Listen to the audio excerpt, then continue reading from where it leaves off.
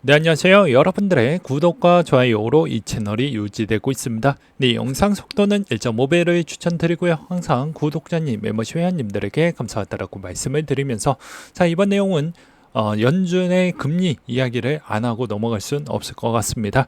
이번 내용, 금리 관련된 내용과 그 다음에 이번에 추석에 어떠한 이슈들이 있었는지 짤막하게 설명드리는 시간으로 한번 영상을 만들어 보았습니다. 같이 한번 보도록 하시죠. 이번에 연준의 금리 결정 추이가 정말 중요할 것 같은데요. 보게 되면 9월 19일 기준점으로 이제 새벽 3시에 나오게 되는데 예측 추이는 5.25로 되어져 있습니다. 이제 대부분 사람들이 B컷을 할 것이다, 아니다, 그냥 예정된 예측치 추이만큼 0.25 정도만 낮출 것 같다, 이런 이야기가 많이 나오고 있는 실정인데요. 제가 생각을 해본다고 하더라도 그 확률은 그냥 대략 5대5 정도 나오고 있는 실정입니다. 지금 시점에서도 뭐 그래봐야 6대4 정도 나오고 있는 실정이다 보니까 아직은 확인, 이게 이제 B코스로 간다라고 보기에는 조금은 어렵지 않겠냐라고 볼 수 있는 여러 가지 이제 내용들이 좀 있을 것 같은데요. 그걸 짧게 이야기를 해본다고 하면 현재 미국의 경기는 생각보다 양호합니다. 그러면 이걸 직장인 관점으로 볼 필요성이 있어요. 무슨 말이냐면, 자, 연준도 계약직입니다. 참고로 직장인데 정규직이 아니에요.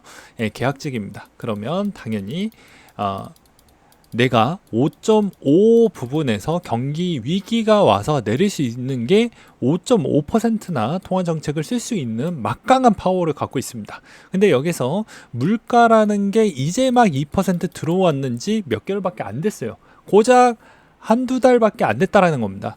그러면 당연히 이 물가 부분에 한 번 더 확인하려고 하는 그런 형태가 보여지겠죠. 그렇기 때문에 투자자의 관점으로 보게 되면 이제는 내릴 것이다 라고 주장을 하지만, 직장인 관점이나 계약직 기준점으로 만약에 연준을 바라보는 시선으로 본다라고 하면 이게 당장 제 생각이 틀릴 수도 있겠지만 현재로서는 0.25가 저는 그냥 한 번은 관례대로 가지 않겠냐라고 생각을 하고 있는 바입니다. 그리고 이제 9월 달에 점도표가 나오게 되면 내년에 이제 내리는 폭도 대략적으로 확인을 해볼 수가 있을 것 같은데요.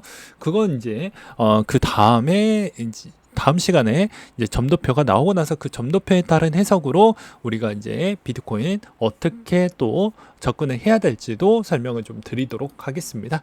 그리고 이제 닉 기자도 마찬가지로 50bp, 25bp에 따른 측면에서의 여러 가지 의견을 두 가지를 주었는데 결론적으로는 다 두리뭉실하게 이야기를 했다라는 것입니다. 그러니까 즉 이분도 이번 형태가 상당히 애매하고 어렵다라고 그렇게 또 들리기도 했습니다.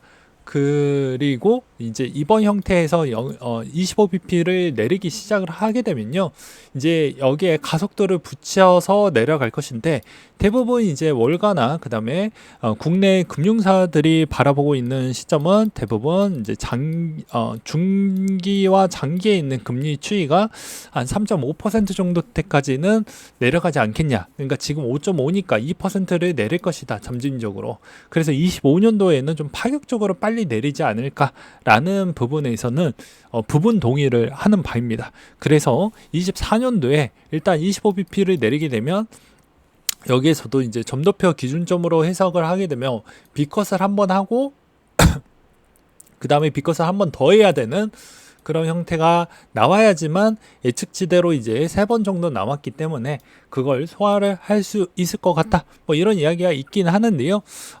저는 오히려 좀 더 보수적으로 보고 있기 때문에 아마도 25bp 정도를 연달아 하지 않을까, 올해까지는. 그리고 나서 경기를 계속 보면서 하지 않을까라고 보는 입장입니다.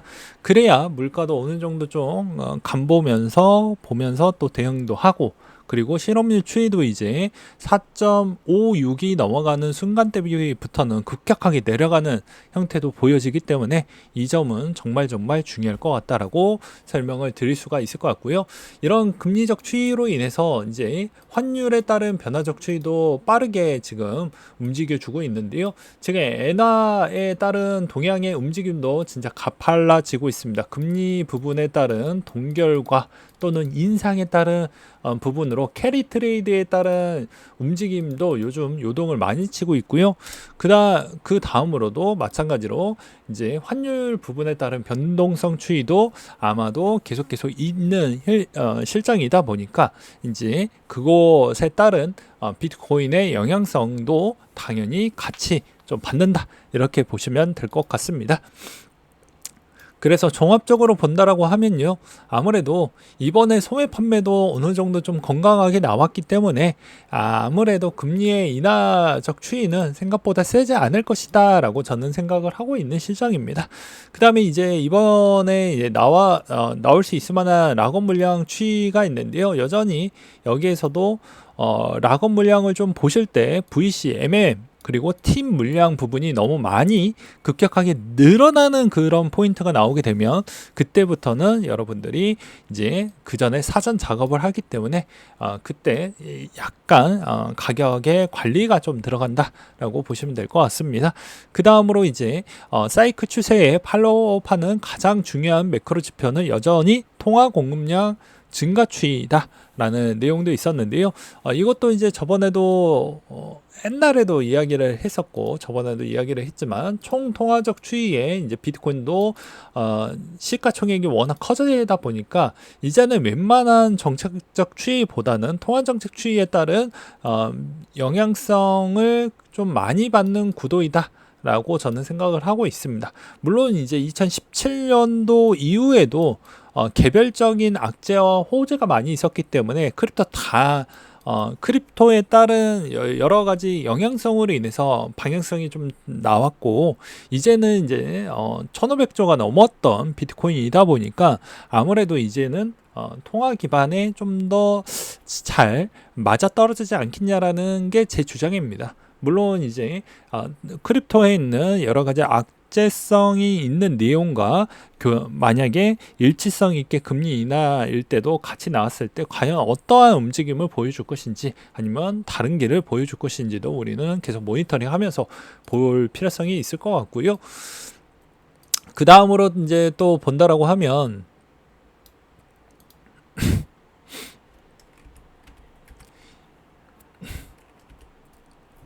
마이클 셀러가 형님께서 여전히 독보적으로 매입을 해주고 있습니다. 여전히 제가 뭐라고 했습니까? 여러분들이 성공을 하기 위한 그런 과정이 생각보다 지치고 힘들다라는 걸 여전히 알 수 있겠지만 이분도 마찬가지로 엄청 크게 물렸다가 이제 와서 재평가를 받고 있죠. 여러분들도 여러분의 인생의 재평가를 받기 위해서는 투자를 편식하지 않으셨으면 좋겠고요. 그리고 여전히 객관적인 판단을 해야 된다라는 것과 그 다음에 세 번째로는 꾸준하게 될 때까지 계속 해야 된다라는 것입니다. 즉 자산이 웬만하면 부자와 포지션을 거의 비슷하게 가져가는 게 덜 깨지면서 더 올라간다. 왜냐? 간단한 논리로 내 대신 사줄 수 있을 만한 매체가 더 많아진다. 이렇게 보시면 될 것 같습니다.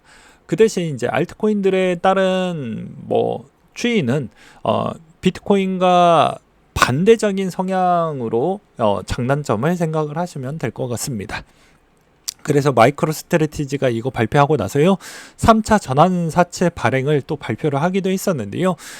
이제 부채를 좀 갚기 위해서 자금을 모으고 그 다음에 일부분을 또 비트코인을 매입을 한다라고 발표를 하기도 했습니다. 그리고 이번 주에 이제 이 발표 나오고 나서 ETF 채굴량의 3배 수준에 있는 매수세가 이번에 좀 더 들어왔다라고 보시면 될 것 같습니다. 그래서 평단 관리도 어느 정도 좀 해주면서 요즘은 매입을 하고 있는 모습인 것 같아요. 왜냐하면 너무 평단이 어느 정도는 낮은 형태이다 보니까 너무 평단이 높게끔 가져갈 수 있을 만한 그런 추이에서 이제는 매수를 하게 되었을 경우에는 청산에 따른 추이에 있는 청산 단가도 높아질 수가 있기 때문에 그걸 좀 신경을 쓰는 것 같습니다. 그 다음으로 영국의 암호화폐 법적 재산으로 인정을 했다라고 하는데요.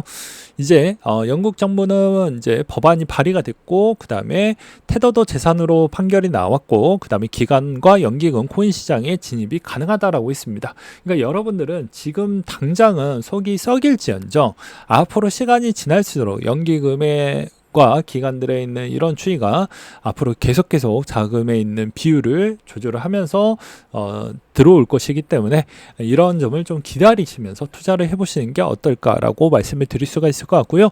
그 다음에 이제 알트코인들 부분을 좀 본다라고 하면 이번에 이제 톤코인의 내용이 좀 나올 수가 있는데, 톤코인은 이제 요즘에 바이낸스 쪽에서 많이 상장을 시킨다라고 합니다. 그러니까는 아무래도 이제 여기서도 뭐 탁탁이 토큰을 상장을 했는데 이거 쓰레기 코인 아니냐, 그리고 다계정 봇 걸려도 유저가 꽤 많다, 개도국 사람들이 좀 많이 하면서 좀 트래픽을 많이 만들어내는 것 같다, 이런 내용들이 있었기 때문에 이런 점도 잘 구별을 하시면서 투자하시길 바라겠고요. 최근에 솔라나에서 이제 유명한 연예인 토큰들이 좀 많이 나왔었죠. 이번에 이제 결과 부분을 보았더니 대부분 99% 정도 손실이 많이 나와져 있었다라는 걸 볼 수가 있게 되겠습니다. 그래서 결론은 여러분들이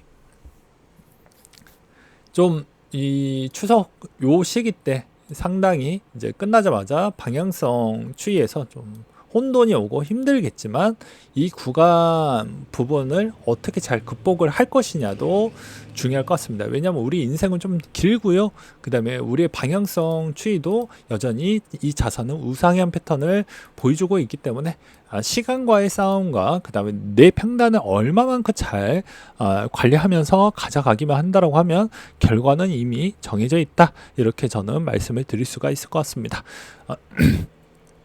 그리고 이 추석 시즌 이후부터는 아무래도 이제 방향성 추이에서도 이미 ETF에 응집된 물량도 어느 정도 좀 들어왔기 때문에 가격의 하락적인 추이는 이제 아마도 이제 FOMC에 따른 영향으로 미국 지수의 움직임에 따른 추이에 아마 막대한 영향을 좀 끼칠 수가 있기 때문에 이 점도 잘 보시면서 대응하시면 되지 않을까라는 생각이 들기도 하네요.